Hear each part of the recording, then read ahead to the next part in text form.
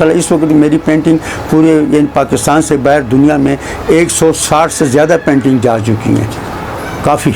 जिस तरह ये है बादर मलालई, ये पेंटिंग ये मैंने बड़ी 2 फुट 3 फुट में पेंटिंग, एक नहीं कई ममालिक में, अमेरिका गई है, ये बरतानिया गई है, अफ़गानिस्तान में गई, काफ़ी बना। इसी तरह ये कावा खाना पेशावर जो कल्चर है हमारा वो हम बना कर गए।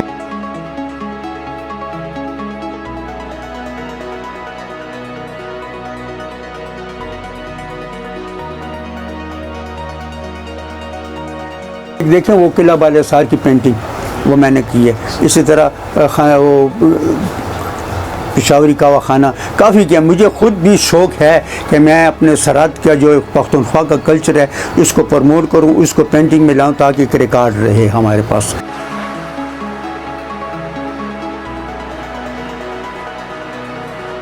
इसकी वजह ये है कि लोग वो असल में एक तो महंगाई भी है ना, और ये हमारा काम तो ये लग्जरी आइटम है, यानी किसी को घर के लिए डेकोरेशन चाहिए, पैसे होंगे तो करवाएगा। अब ये मसले तो अगर यानी किसी के पास पैसे नहीं तो क्या ज़रूरत है।